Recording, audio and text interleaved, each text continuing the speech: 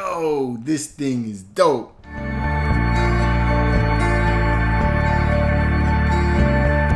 Welcome back, my friends, to another big statue unboxing. Today we're taking a look at the Pure Arts Ezio Auditore statue from Assassin's Creed 2. This here is my most anticipated gaming statue since I first saw it back at New York Comic Con last year. So I'm super pumped to have this one in the house and I can't wait to get it out. If this is your first time on the channel, please like, subscribe, and turn on notifications so you can stay up to date on all of our content. This is the third of the Assassin's Creed statues that I'm getting to take a look at from Pure Arts. I've already done reviews on the Altair and the Bayek statue. If you guys are interested in seeing any of those, I'll leave links in the description below for you guys to get to them. This one here is actually still available for pre-order as well as the other two. So if you're interested in getting any of those, I will also leave links for you guys to get to all of that so you can pre-order that if that's what you want to do. Let's take a look at the box real quick so we can get to the unboxing itself. You have the Assassin's Creed logo going on here. This one's got a white colorway, which is a little bit different than the other two boxes because this is designating the color scheme of Ezio's suit. So you have that red tone going on there and the animus bits all forming into it. Side of the box has that grayish white tone going on. Back of the box, Assassin's Creed logo, some more animus bits going around and some of the architectural schemes that you're going to see in the backdrop. So that's neat. And then on the side again, more red and white tones. So that's your box right there. It's a very big box. This is extremely huge. So this is going to be something else to store.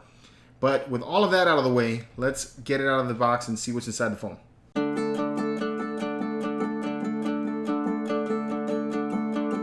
Alright, so there is basically the layer one. This was a very unusual box compared to other statue boxes that I've unboxed before. There's actually a second layer, but the second layer was stuffed inside of the first layer. So I'm going to pop that open next. Let's go over real quick what comes in the first layer.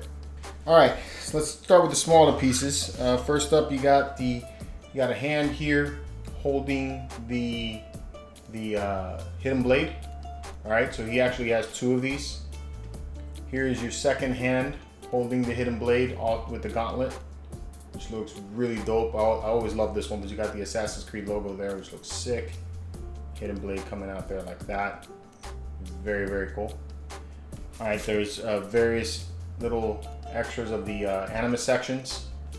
Here's the lower part of the base. Look at the detail on this, man. It's just amazing. So beautiful the way this looks.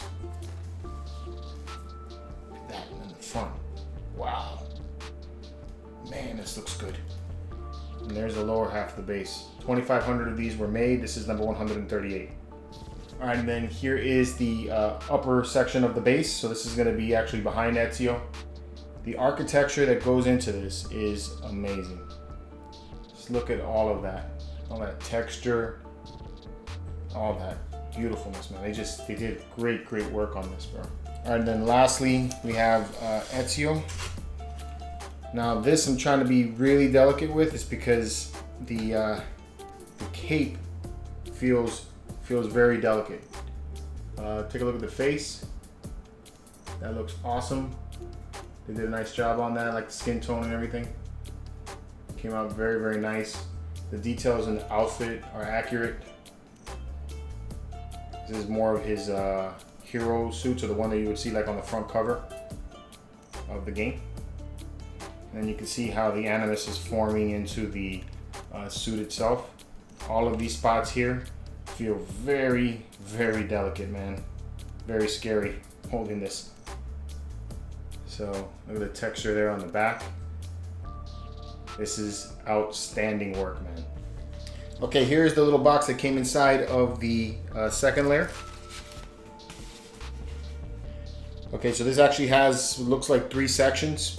The first top section is another part of the base.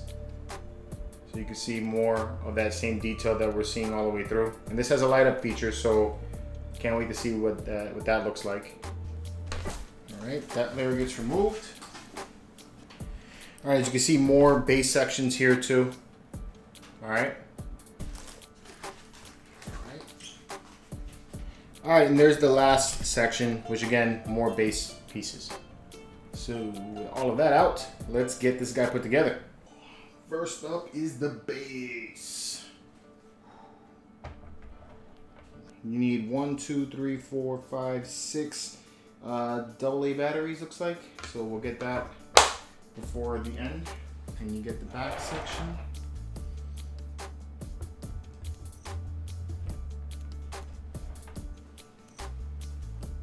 Again, you don't really want to apply too much pressure on the back of the cape. It's kind of scary a little bit, so you just kind of want to hold him at the top part of his shoulder. And you got to work this down in there. Kind of wish there was a little bit of a key. But then it slides in pretty easily. Perfect. Then we get the next two animus sections here. And they're gonna go, let's see, this one goes right here. All right, and this one right down there, right up in the front. All right, okay, and we got this section here, which looks like it slides right in here in the back. Okay, you got two more animus sections. I think they slide over here. So this one's gonna go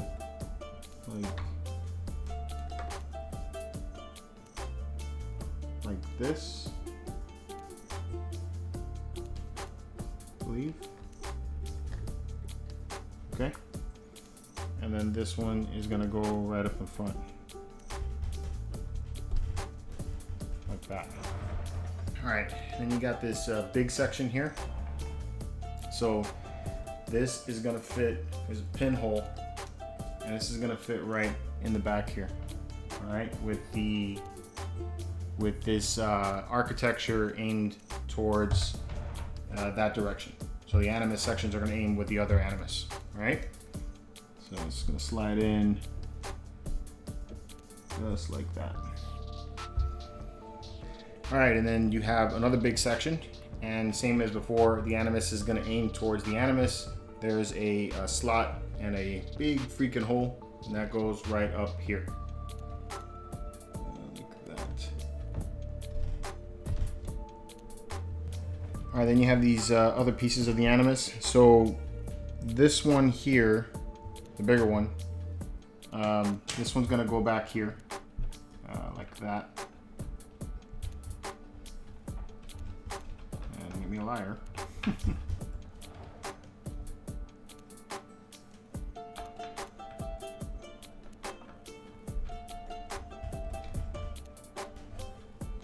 Yeah, okay. So that fits right back in here like this. All right. This one here, it's very, very small. All right. So it's got, you'll notice that it has the two, points coming out like that. This actually goes right underneath Ezio's foot. So there's a slot right in here,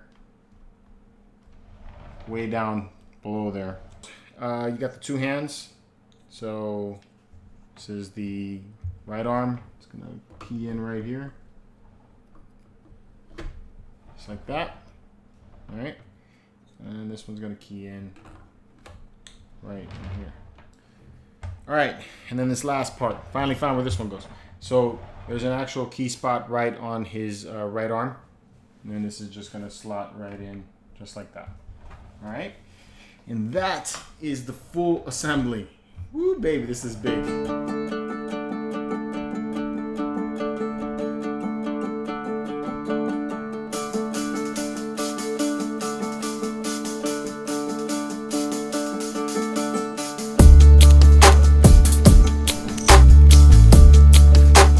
There it is, all put together, the Ezio statue by Pure Arts, part of the Assassin's Creed Animus line. I'm gonna give you guys a real quick spin.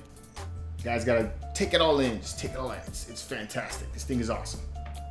All right, it's a very, very cool piece, very big piece. So I'm gonna give you guys dimensions here in just a little bit. This, of course, is Ezio Auditore. He is the main protagonist of the second Assassin's Creed game, and Assassin's Creed Brotherhood and Assassin's Creed Revelations. He is the only Assassin's Creed character, and only Assassin's Creed assassin, that was ever featured in multiple games. He is also the most well-known and the most popular, I believe, assassin of all of the characters in the Assassin's Creed games. As far as most of you probably know, this is the face of Assassin's Creed. So very cool character, and there's a lot reason why he became so popular. Of all of the assassins, he had the most fleshed out story, in my opinion. Ezio's father Giovanni was an assassin and discovered a plot to assassinate the leader of Florence. But when he presented it to the official, it was revealed that the official was a co-conspirator. Giovanni and his sons were arrested and executed, and Ezio witnessed their execution right in front of his eyes. He was forced to flee Florence with his mother and sister.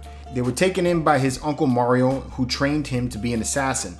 Ezio would discover later that it was Rodrigo Borgia who was at the helm of the plot that got his father and brother executed. And basically the entire Assassin's Creed 2 game revolves around Ezio getting his revenge and acquiring the Apple of Eden. So that's how he becomes the assassin and then it goes on further, and it takes him throughout his entire life all the way to his death. So if you've never replayed the Assassin's Creed 2 games, this guy here is the guy to play. I mean, that story was phenomenal. So this statue is massive. This is a very big piece. It's a quarter scale statue, but it's a very big statue. So you are going to need 23 inches, 24 inches of space in width just to be able to display this big display behind it. And then it stands 27 inches, almost 28 inches tall. So you're gonna need that in height. And then in depth, you're looking at about 12 to 13 inches. So you are gonna need something very big to be able to display this piece. Probably best, in my opinion, to put this like on a pillar by itself, or at the top of a Vesta or something like that. Definitely is not going to fit inside of a Vesta comfortably. I imagine that you probably want to get a PAX or something like that to be able to put this in. All right, so let me just start off by saying that I love the way this statue looks. I'm blown away by the sculpt, by the paint. This looks fantastic, and I'm going to get into more detail of that in just a few. There is one issue that I have with the statue, and that is the LED lights. So there's a few things about it. One, when I first saw this thing at New York Comic Con, and then when I looked at the pictures again online, the lights come off as being multicolored. Like they have yellows in there, warm lights, and then some cool lights. These lights are all cool, so I wasn't expecting that. I will say that once I turned the lights off and I was just shining the light from the statue itself and took these pictures, you do see a little bit more yellowing, and it looks like the lights are shining through on parts of the base, so maybe that's what I'm seeing in the pictures and what I remember from the con. Other thing too is that it claims online that it requires 3 AAA batteries. This is showing 6, but actually only 3 work. So I don't understand what the others are lighting up. So I don't know if it's that I have something that's not working, which I hope that's not the case, or if it really only runs on 3 LED lights. From what I'm seeing in the video, everything that's lit up is what's lit up. So I don't see anything else that is supposed to be lit up. But I did find that at the forearm here, pop this back out, underneath this slot, there is a section here for some batteries. I don't know what size battery this takes.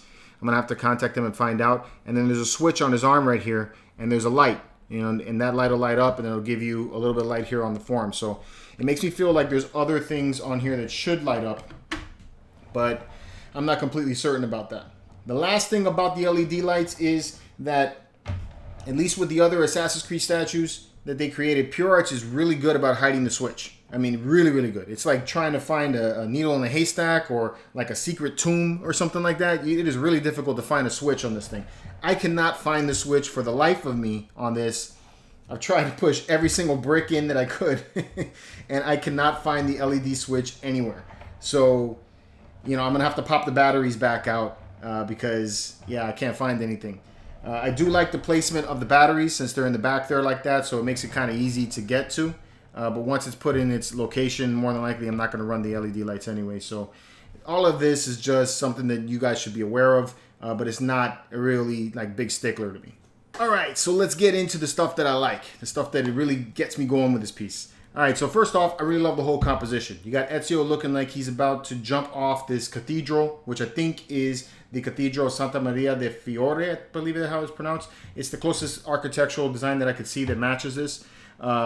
And it looks like he's about to jump off and, do his dive or, come down and stab people with his hidden blades. I love that they have him there with 2 of his hidden blades showing.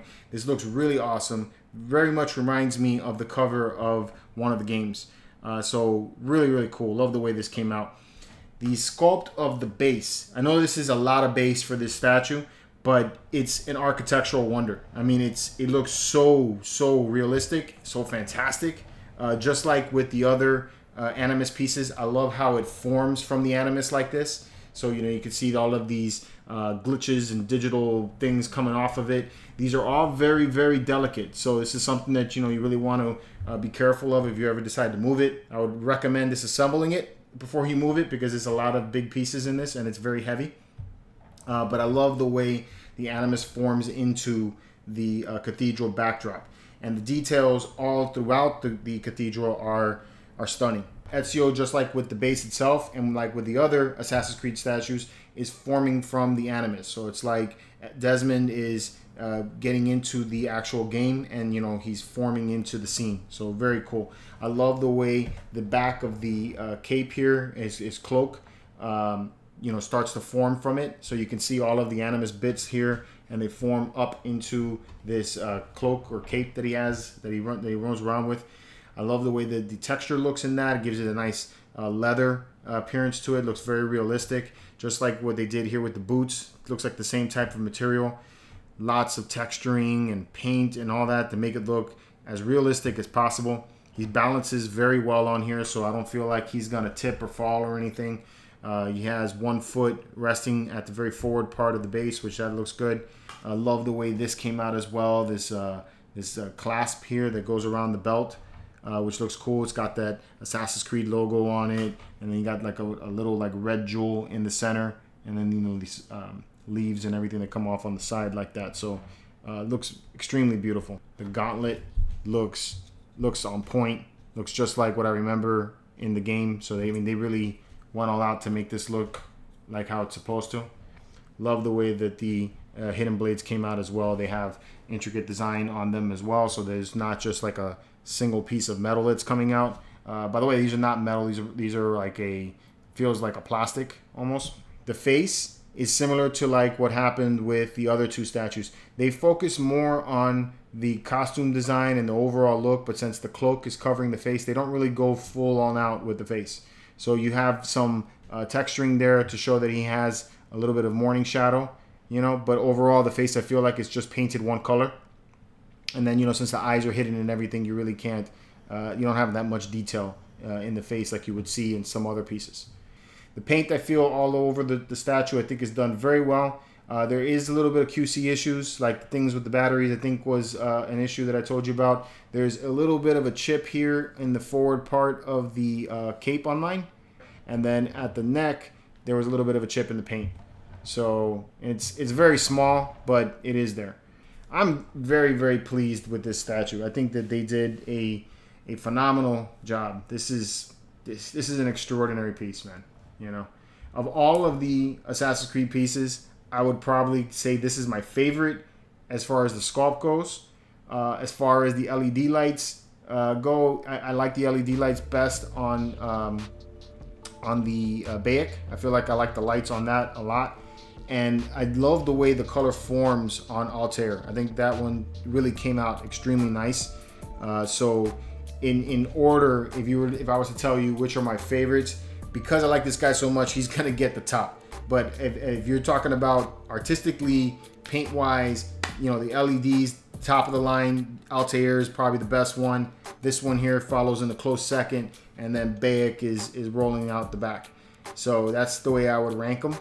But as always, guys, I'm interested to hear what you guys think about this one. Let me know in the comments below. And until next time, keep it marvelous.